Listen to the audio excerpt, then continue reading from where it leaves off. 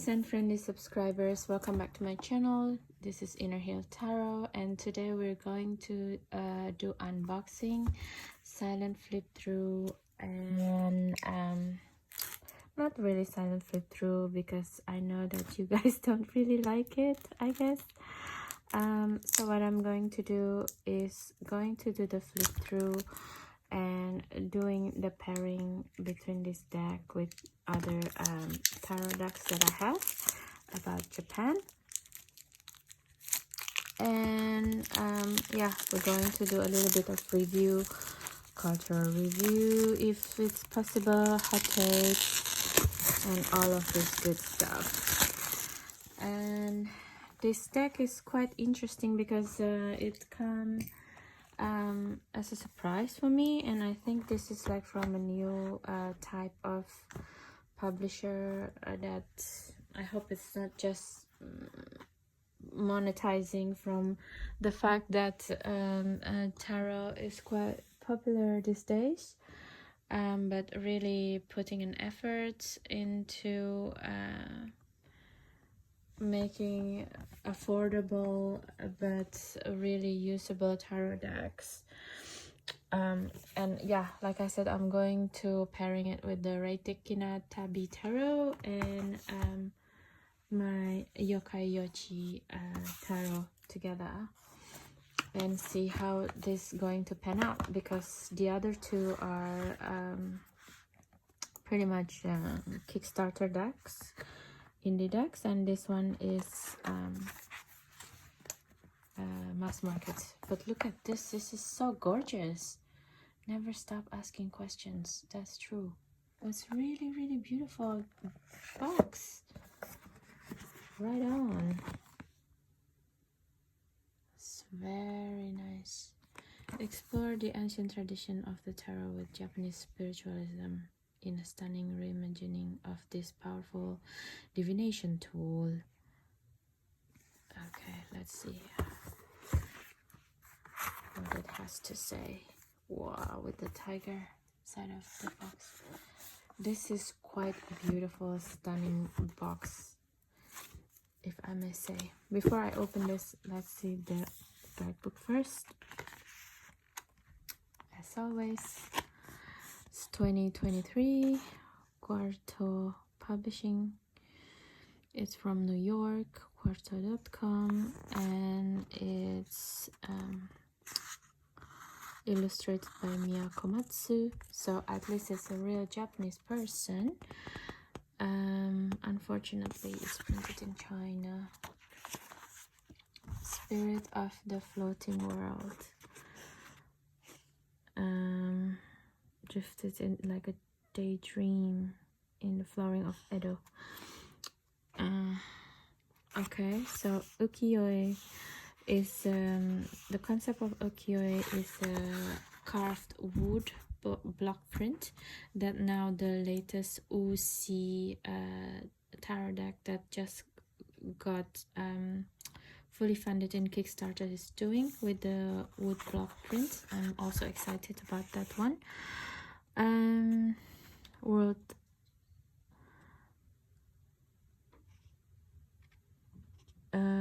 in what seems like a world of sorrow to the Buddhist, a life devoid of meaning naturally led to seeking solace and pleasure in a sad and beautiful diversion such art, theater, music, and dance. Pictures of the floating world ukiyo-e refer to an state of mind that emphasizes not only the present moment but also the power of transcend the dark and dirty difficulties of life. These pictures were produced by carving an image into a block of wood, inking the block, and then pressing it onto paper. Yeah, if the Uzi one already came out, I would have give like the sample, but it's come out in like February or March or something next year. So that's what it is. The spirit of ukiyo-e basically, which is really interesting. And in here also we're saying Japanese spirituality is characterized by a deep respect for nature, an appreciation of beauty and simplicity, and a focus on personal development. So yeah, I mean, most of the Asian countries used to be animist, which means that we believe that all existing items in the world has spirits in it, and we worship everything. Basically, there is no one true God, like in the sky, father figure. You know, that is very Abrahamic thing, which is started in the Middle East, because in the Middle East I can understand most of the land are sand. Basically, you need like a very capable, strong leader, right, to lead the person. If you just like understanding about yourself and looking towards freedom, or like what you do in Asia, because our nature is in a tropical rainforest, we can survive with 1 or 2 bananas that we can find anywhere in the jungle, basically. But if you live in the desert in the Middle East, there's no way you can do that. You need a community, and to have a community you have to have a strong leader, and the strong leader understand that you probably need to produce more kids in case of there's war, famine, and you know there's no rain, so probably people died quite young. So that's where the Abrahamic tradition came out of, in my opinion. So that is very different from how the Asian, including the Japanese, see spirituality, which is like in everything, because yeah, we have the forests basically.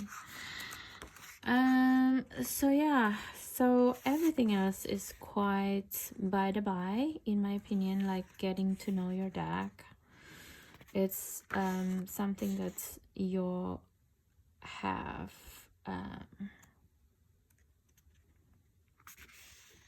in other guidebooks as well. Reading for yourself, keep a journal. The spreads, haiku spreads is really cute. The syllable. I will do this one, the haiku spread. This is really cute. That will brush up my Japanese language again. Bushido. Okay, Bushido is the warrior. Yeah, the warrior, samurai warriors. Bushi is the 武士 Dao in Chinese. So it's like the way of the warrior. Dao. Do is in here is Dao, the way in Chinese. Wow, they also have the geisha spread. So this is basically, oh, this is also have the comic book one. That is really cute. First row, second row, third row. That is, oh wow, they have, well, this is basically the Celtic cross. A spin on the classic Celtic. Okay, that is very interesting actually, the major arcana. I'm looking forward for this. Flip through. Okay.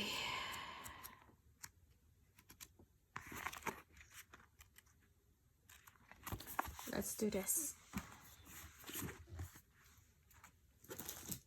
So for the first go, I'm going to probably do the major arcana by itself, and then I will do the minor arcana exchange, pairing with the Reite Kinatabi, and then with the Yokai Yochi deck. Okay, so let's start the flip through. It's a very cute girl on the Inu, on the white dog. Why is she crying? Probably we're going to read it later. And there's big fish.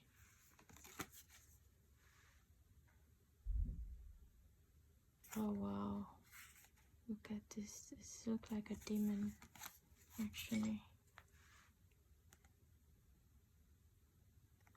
Yeah, I don't really know my kami and yokai references, or at its best I forgot about them because there's so much my brain can take between the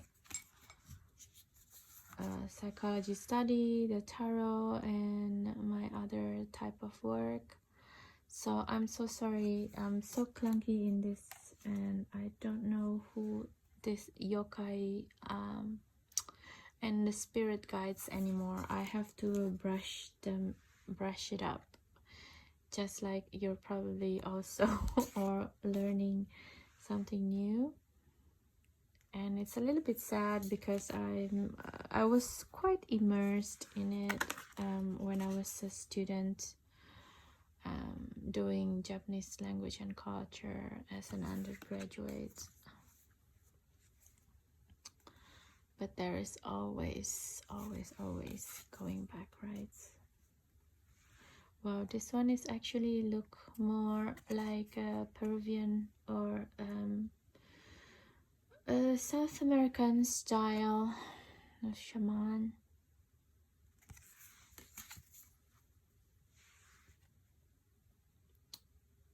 Yeah.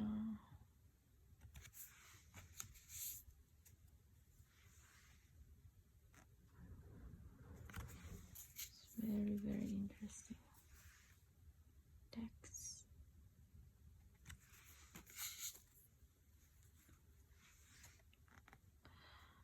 And I like it's taking a spin a little bit on the Raider White Smith. I don't understand about the moon, but that's the thing, right? When you take the spin too much, you kind of lose lost in the lore, and it's starting not connecting with the meaning of the archetype according Raider White Smith, and that can be confusing. So beautiful.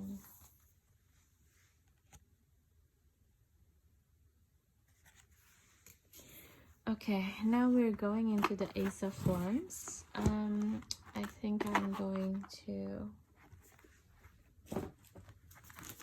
do it like this. Okay, let's start with the Reitekina Tabi, the pairing. Oof. I really love this deck, but I'm quite disappointed because recently one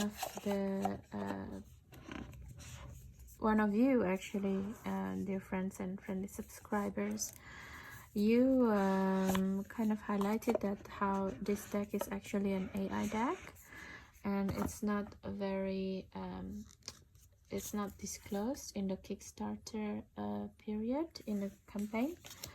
And I took offense of that because I would like to know, you know, an informed decision to actually if I want to back it in a Kickstarter or not.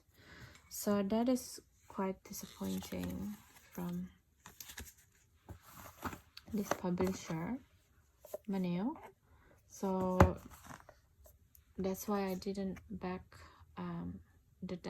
the next deck that he has or this publisher is doing. I think if anything, you should be very forthcoming in all of your endeavors, especially if you're an artist, you know, because it's not about using the AI for me. It's about being honest with people and give them the dignity and you know, of informed decision if they decided to back your deck or not, you know. Yeah, but that's just me. People are different. But that's also why I didn't back the other deck that later on he did again in Kickstarter. Nevertheless, I like this deck as well, the Japanese one, because it's also it's quite true in a way, as I saw in older version of Japanese art. It's felt like genuine, but maybe because the AI is so good, you know, taking out of the Basho period of art, you see, so that's become like a contender, contested genuinity.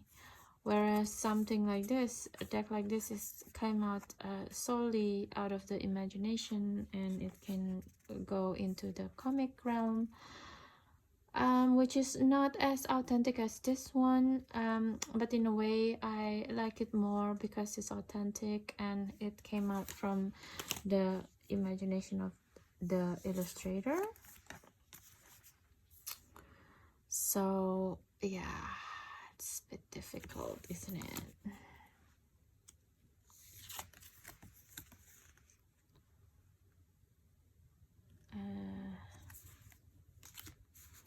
So yeah, if we may, this has come out from like new interpretation of the old Japan, if you will, and this is just like redoing it, remaking it.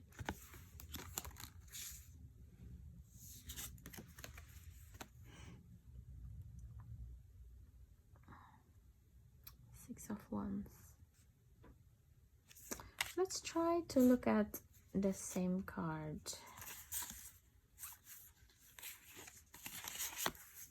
It's very interesting as well because it's the female character.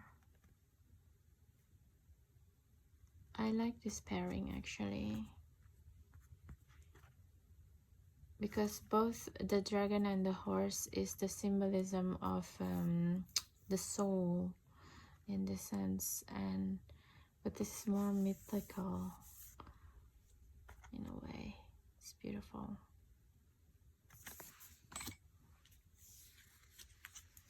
Okay.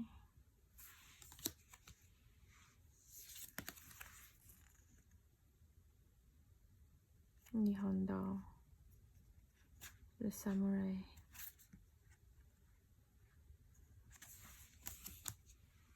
The Queen of Wands in here is so beautiful as well. The black cats. Actually, I think the fascination of cats, it's also started in a very long time in the Japanese society. I did see some of the okay, I'm going to stop with this deck now because I started to feel angry for some reason for being lied upon from this one being an AI deck. Ugh. Why people lie is, and I want it to be about this deck also, the Floating World Tarot, instead of me ranting about the Reikekina Tabi Tarot.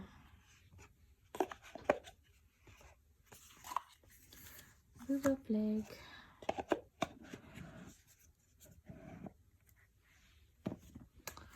Okay, let's do the next one. Yeah. So straight away there is a different kind of feeling altogether, isn't it? I feel also like in a way it's more cohesive, also because of the color is so different.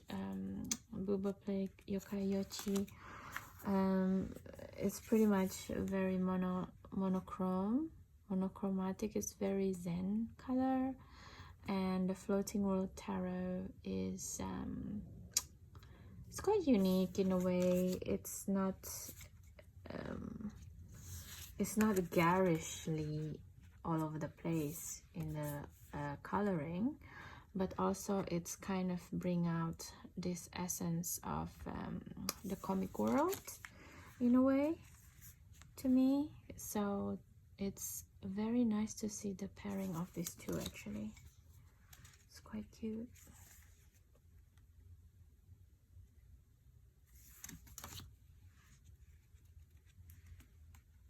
Yeah, I like how this pair together. And also because this is so colorful, and it makes me feel like this is the spirit guide side and this is the shadow side. Look at this Four of Swords with all of these orbs and in contrast with all of the pentacles in her hair.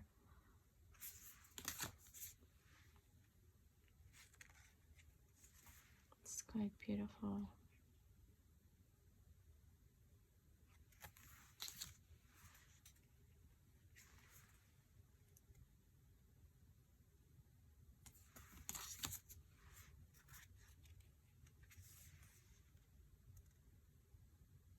Yeah.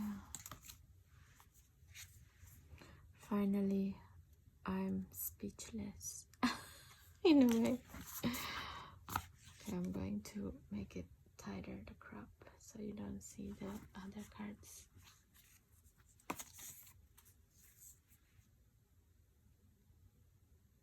King and Queen, King of Swords, Queen of Pentacles. You see the difference of the energy straight away, huh?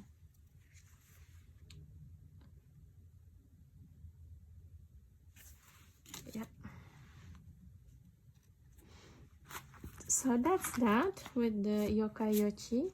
Let's finish the deck by itself again.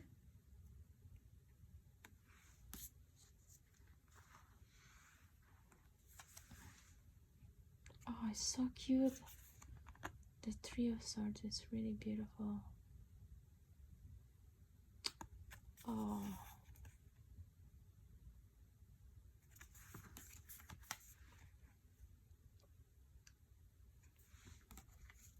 Wow, the Five of Swords is really, really cute also.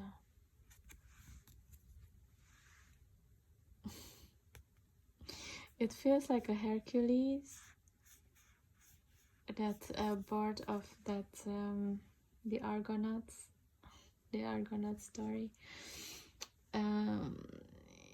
Yeah, but we're going to the Greek now if we're talking about Hercules. The Seven of Swords. Look at this with the tiger. Oh, by the way, because actually the Japanese didn't have tiger in their forest, so the only way they understand about tiger is when a lot of the collector or a lot of the, what do you call it, the merchants, they would bring the tiger skin either from China or from Siberia.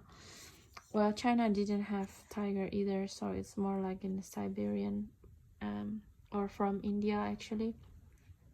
And they would reimagine how a tiger would look like. So in a lot of earlier dates of old scrolls of Japanese art, you can see that they think about the tiger really weirdly, you know, in a physical term, because they don't know how they actually look like, and probably at that time the way they do the preservation of the tiger skin is really bad, really. So the faces and everything is really strange. So yeah, that's why like the depiction of the tiger here is really weird also, right? But it's kind of accurate of how they depict it in the early days, which is really cute. I love this tarot deck. I think I'm going to pair it with I Am the Artist Tarot, actually, by Saki Saki.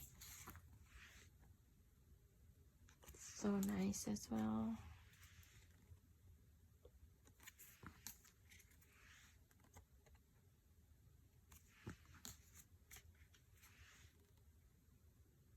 Some cups.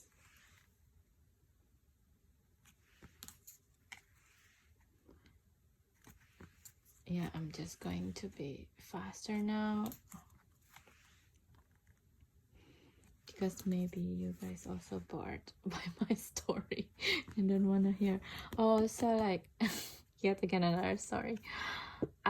Rabbits in Japanese folklore hold a lot of weight as well, especially something about the moon with the rabbits, as well as in China.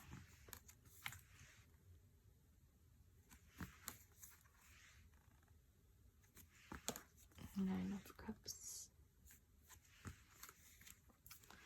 It's beautiful, beautiful illustration.